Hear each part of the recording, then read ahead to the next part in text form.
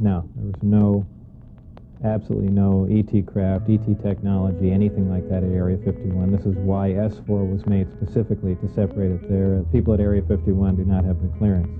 I was paid by the Department of Naval Intelligence, and what they're doing researching extraterrestrial craft is beyond me, but that's where my checks came from, so I can only assume that they were in charge of that. At one time, the Russians were involved, and supposedly there was some breakthrough made by our team. However, this project was split up, and right after that happened, the Russians were no longer permitted on the facility at all. And that's all I know about it. What was discovered, why they were kicked out, when they started working with us, is all unknown to me. I was put into the briefing room with 121 or 22 briefings, and really was just told to sit and read through them. I think they were there just to mainly educate me on what was going on. They weren't a complete in-depth explanation on everything else, but just essentially a brief synopsis on some of the other projects that were going on there. Supposedly, the information, now this isn't something that I determined, it's something I was told, that the crafts originated from a planet that orbited the Zeta Reticuli star system. Zeta Reticuli 1 and Zeta Reticuli 2 are two stars of the binary star system. The craft allegedly came from there. One or two autopsy photographs I saw dealt with just a small photograph, a bust shot essentially, just head, shoulders, and chest of an alien where the chest was cut open in a T fashion and one single organ was removed. The organ itself in the other picture was cut and vivisectioned essentially, showing the different chambers in there. This was totally unrelated to anything I was doing, but from that photograph it looked like what you see in UFO lore as the typical gray. So how tall it was from what I could see, I couldn't tell because I only saw a portion of the photograph, but if everything else you see is correct, I would imagine it was 3.5 or 4 feet tall. But there again, all I had to see was a photograph, and I didn't have much to go on. Allegedly, this interaction has occurred since man was a simian creature, and there were genetic alterations made. How specifically did the briefings detail how the aliens manipulated our genetics over the centuries? It mentioned 65 or 63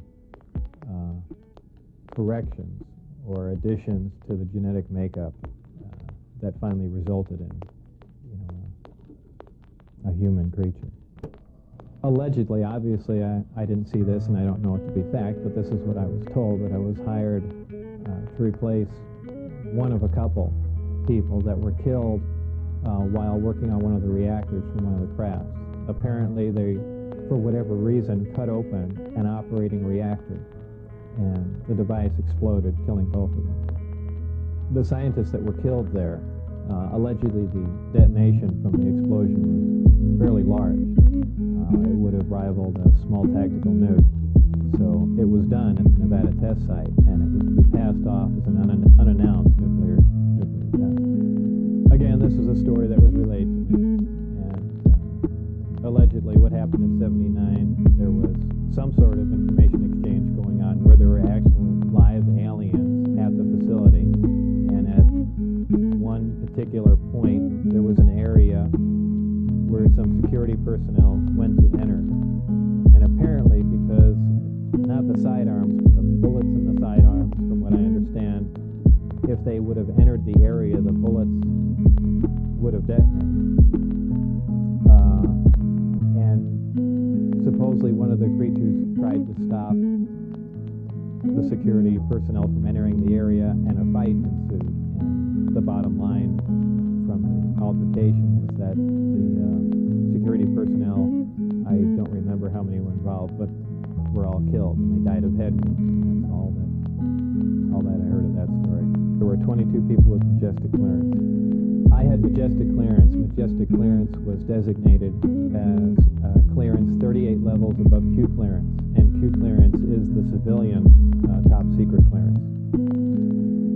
It probably really hit me when I got inside the craft and looked around and began to understand how the craft was operated, and finally grasped the whole project as a whole, as what we were doing, the fact that we weren't building this thing, we were trying to find out how it was made. We were back engineering it. Normally the bus pulled around to the opposite end of the facility, which was the main entrance, and that's where we went in.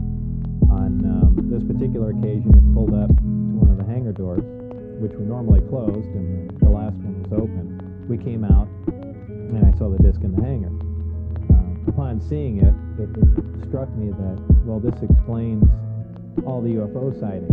Not thinking that it was an extraterrestrial craft, that this must have been some advanced form of fighter that we've been working on for years, and people have just caught it being tested, so on and so forth. And it never even occurred to me, even though I was looking at an extraterrestrial vehicle, that this wasn't man-made. People have asserted that, boy, that must have been the most exciting time in your life, and that's not the way it was. When I first got to look inside the craft, all I can say, it's an ominous feeling.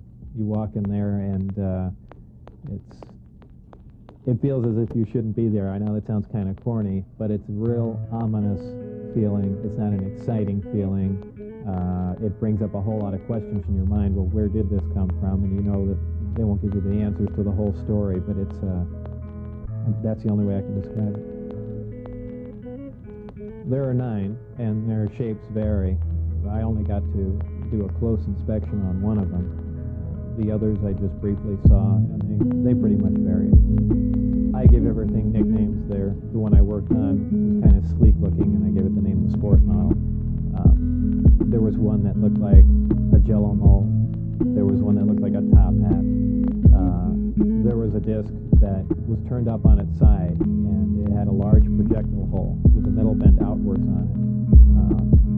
I can only surmise they were testing it to see if a projectile could penetrate it. Of course, it's just a guess on my part. But for the most part, they were pretty varied. I only entered the sport model. The other ones I wasn't allowed to loiter around, to go near, really even to look at it.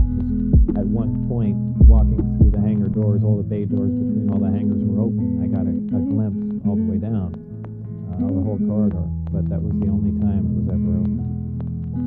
The lower level of the craft, the floor itself is hexagonal squares, and the hatch, or if you want to call it a hatch, the access way to get in there is an ingenious little assembly. It's a honeycomb structure, and if you put your fingers in one end of the honeycomb and push, all the honeycombs will collapse in on each other, making a hole. It's kind of a neat doorway, something that we could use. I don't know what for, but I mean it's something that I haven't seen before, and it's kind of a novel idea, but a very efficient, lightweight, very strong access way. I had to hang upside down in there to see the lower level, essentially, and there were 3 large gravity amplifiers. These devices looked like about a 2-foot diameter, 4-foot long piece of pipe hanging by a smaller piece of pipe from the level above, and they can be independently positioned, and that's what emits the gravitational waves that propel the craft.